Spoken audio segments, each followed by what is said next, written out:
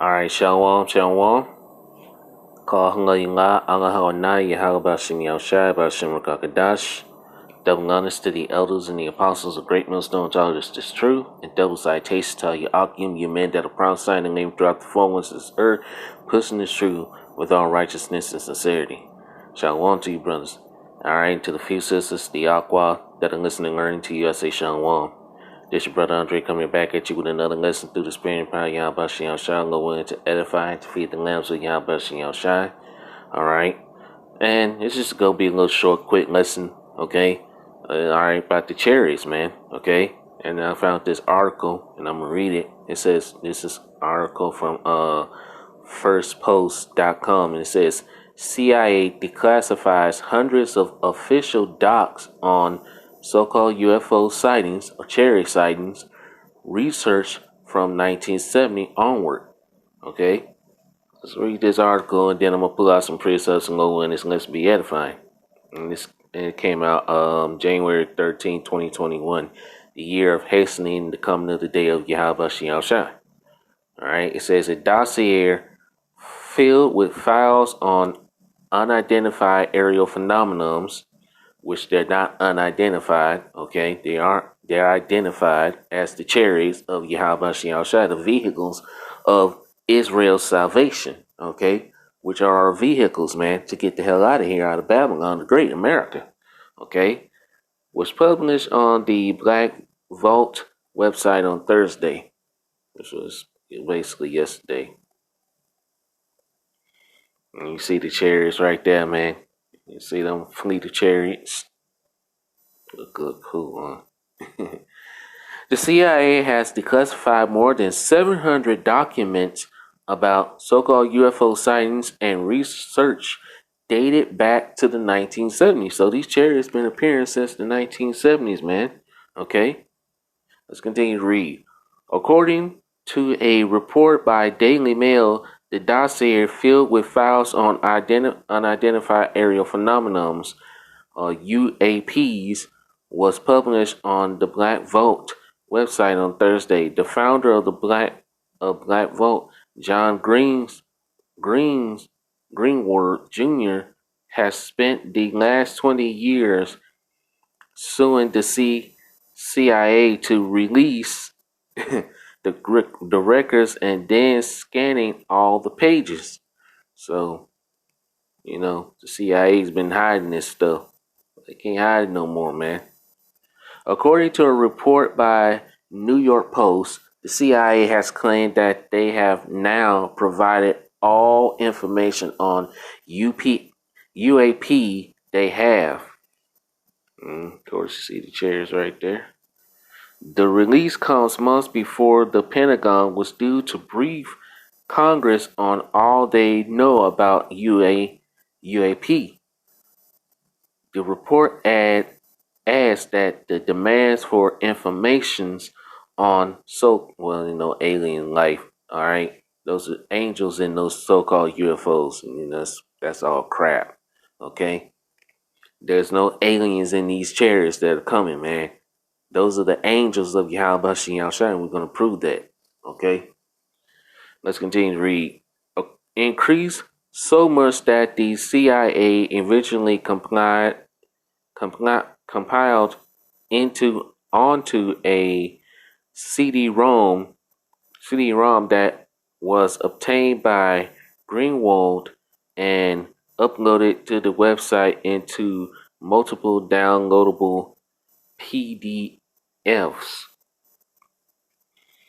In an interaction with Vice, Greenwald reveals researchers and curious minds prefer simplicity and acceptability when they look at data dumps.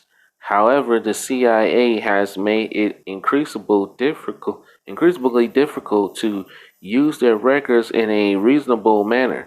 According to him, they have offered a format that is very outdated and offers text file outputs that is largely unsuitable.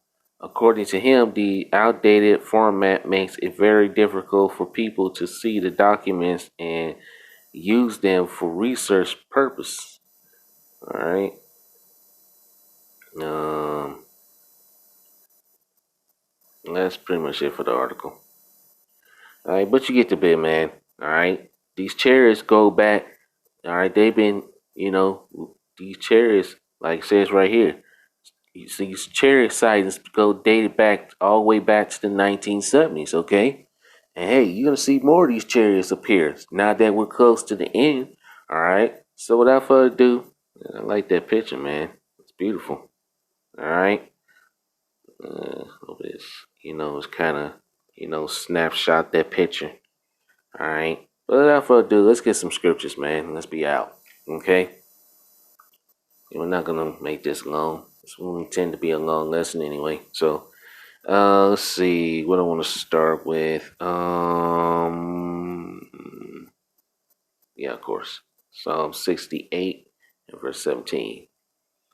All right.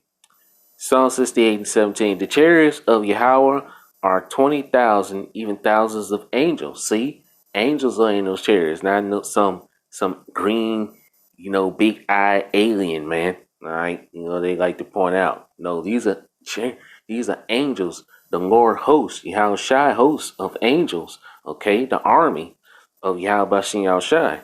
Okay, that are gonna be in these chariots. Okay, not some green weird looking creature. Okay? Psalm 68 and 17 again. The chariots of Yahweh are 20,000, even thousands of angels. The Lord is among them as in Sinai in the holy place. Okay? So these chariots are finna start appearing, man. Let's get Psalms 104. What's it? 105, maybe 105 and 3. No, actually it's 104. Slocky. All right, Psalms chapter 104 and verse 3. Who laid the beams of his chambers in the waters? Who maketh the clouds his chariots? Okay? Who walketh upon the wings of the wind? Okay? Which is Yahushua, man. And these chariots can disguise themselves as, these chariots can disguise themselves in the clouds. Okay? All right? Let's prove that Yahushua is going to come back in that manner. Okay, he left, he left in the chariot, and he's coming back in the same way. Let's prove that. Let's see.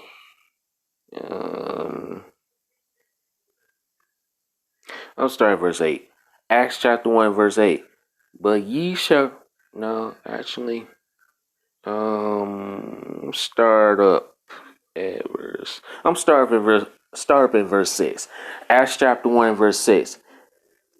When they therefore were come together, they asked of him, which is Yahushua, saying, Lord, wilt thou at this time restore the kingdom to Israel? Because the prophets and the apostles were asking, where the kingdom of heaven was going to come and was going to restore. They were asking Yahushua he was going to restore the kingdom unto Israel.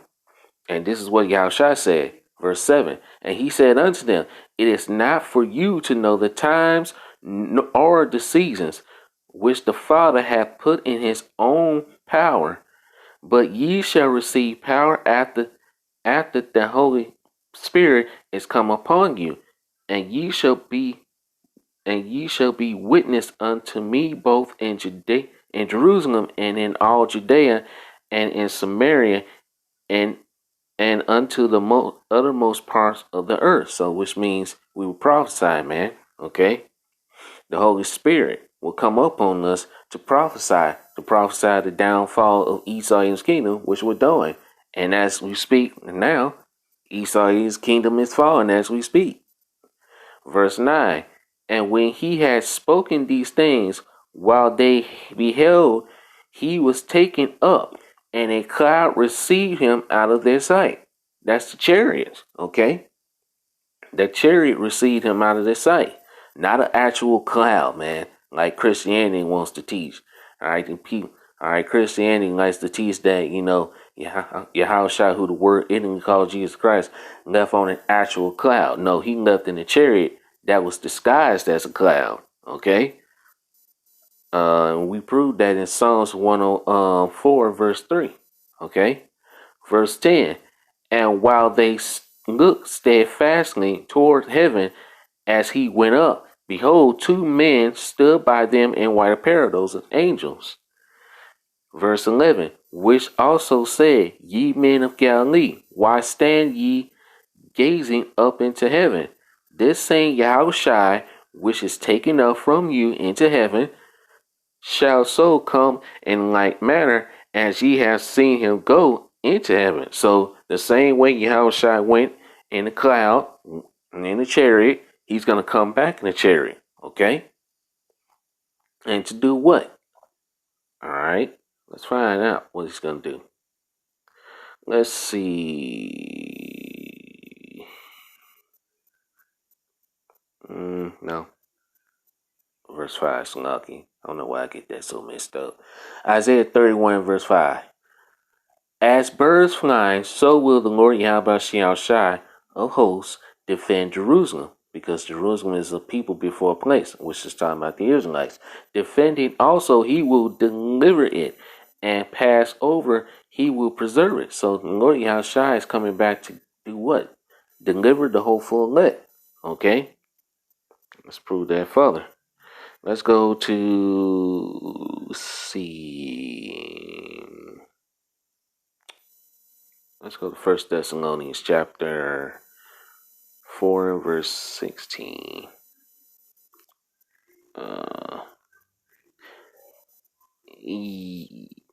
Yeah, I'm gonna start verse 16. 1 Thessalonians 4 and 16. For the Lord Yahweh himself shall descend from heaven with a shout, with the voice of the archangel, which is Michael, Allah, and with the trump of Yahweh, and the dead in Hamashiach, or the anointed, shall rise first. Okay, this is talking about the martyrs that's gonna, they're gonna be put to death for the witness of Yahushua, man. Okay. Verse 17. Then we which are alive and remaining, which is the rest of the elect, which are alive and remaining during the time of Jacob's trouble, shall be caught up together with them in the clouds, which are the chariots, okay, to meet the Lord Yahweh Shai in the air, and so shall we be. I'm sorry, that again. I'm getting my words scrambled. And so shall we ever be with the Lord Yahweh Shai. Wherefore comfort one another with these words, and that's what we do. We comfort one another with these words. We comfort the elect with these words. Let's go to Revelations 1 and 7. That's not what I wanted. Too fast. Revelations 1 and 7. Behold, he cometh with clouds, and every eye shall see him, and they also which pierce him, and all kindreds of the earth shall wail because of him, even so, amen. Okay, so Yahushua is coming with clouds, the chariots, and every eye is going to witness this. The whole world is going to witness this. And what the chariots going to do? Let's go to Isaiah 66 and verse 15. Isaiah 66 and verse 15. For behold, the Lord Yahweh Shai will come with fire, and with his chariots like a whirlwind, to render his anger with fury and his rebuke with flames of fire. For by fire and by his sword will the Lord Yahweh Shai plead with all flesh, and the slain of the Lord Yahweh Shai shall be many. So the chariots are coming to do what? To take Esau Edom, to destroy Babylon, okay, America, and basically destroy the heathen and 2/3 of our people, because 2/3 of our own people gonna be getting zapped. Okay, all right. If you don't eat a missile, all right, first, because the missiles gonna be flying over here too, and these missiles and the ICBM missiles are gonna be destroying everything as well. Okay, everything's gonna melt with fervent heat. Okay, like it says, the day of the Lord is gonna be as an oven, and let's get that. The day of the Lord, Yahweh Shai, is going to be like as an oven. Malachi 4 and 1. For behold, the day cometh that shall burn them, that shall burn as an oven, and all the proud, yea, and all that do wickedly shall be stubble. And the day that cometh shall burn them up, said the Lord Yahweh Shai of hosts. that it shall leave them neither root nor branch. Okay, let's go to Zechariah 5, and I'm starting verse 1. Zechariah 5 and 1. Then I turned and lifted up my eyes and looked, and behold, a flying roe. That's a chariot. And he said unto me, What seest thou? And I answered, I see a flying roe. The length thereof is 20 cubits, and the breadth thereof is 10 cubits. Then said he unto me, This is the curse that goeth forth over the face of the whole earth. Okay, those chariots are going to be a curse. Curse to the heathen, the Edomites, and 2/3, but a blessing to the hopeful elect, which is the 144,000, the 1/3 hopeful elect. Okay. For everyone that stealeth shall be cut off as on this side according to it, and everyone that sweareth shall be cut off as on that side according to it. Verse 4. And I will bring it forth, said the Lord Yahweh Shai of hosts, and it shall enter into the house of the thief, which is America, Babylon the Great. Okay, who's the thief? Esau Edom. Alright, because Esau Edom is ruling in Babylon. Okay, and into the house of him that sweareth falsely by my name, and it shall remain in the midst of his house, and shall consume it with the timbers thereof and the stones thereof. Okay, if you read 2nd Ezra, the 13th chapter, all the way from 1 down to verse 11, it tells you what those chariots are going to do when Yahushua returns, because Yahushua is coming on that big chariot. Okay, and you know what he's going to do. He's going to get down, man. Okay, he's going to destroy Babylon and the heathen nations that's going to come up and going to try to fight him during his second coming. Okay, why you think Esau Edom established a space force? Because he knows these chariots are coming to destroy his kingdom and take him out of power. Okay, Revelations the 12th chapter says that. Let's get it. All right, that war in heaven. Okay, not an actual, war in heaven, but it's like a space, space war. Okay, Revelations 12 and 7. And there was war in heaven. Michael and his angels fought against the dragon, which is Esau Edom, and the dragons fought, and his angels, which is an army, is a space force. Okay, and prevail not, which means Esau Edom is gonna lose. Okay, neither was their place found any more in heaven, which means these devils gonna be taken out of rulership, and they're about to be taken out of rulership. Okay, verse 9. And the great dragon, which is Esau Edom, was cast out, that old serpent called the devil and Satan, which deceiveth the whole world. He was cast into the earth, and his angels was cast out with him. Okay, so which means they're gonna be brought down to a very, very low state, man. Okay, because these devils think they like the Most High. And you know what? Let's prove that further. Let's go to Isaiah 14 and verse 12. All right. How art thou fallen from heaven, O Lucifer, the son of the morning? How art thou cut down to the ground, which didst weaken the nations? Okay, these devils, starting with the illuminary ones, which is the elites, the banking families, hey, they're going to be taken out of power real soon. Okay, for thou hast said in thy heart, I will ascend into heaven, I will exalt my throne above the stars of Yahweh, I will sit also upon the mount of the congregation in the sides of the north, which is America. I will ascend above the heights of the clouds, I will be like the Most High. Esau Edom wants to be like the Most High. Why do you think he's trying to establish this new world order? Okay, to microchip everyone.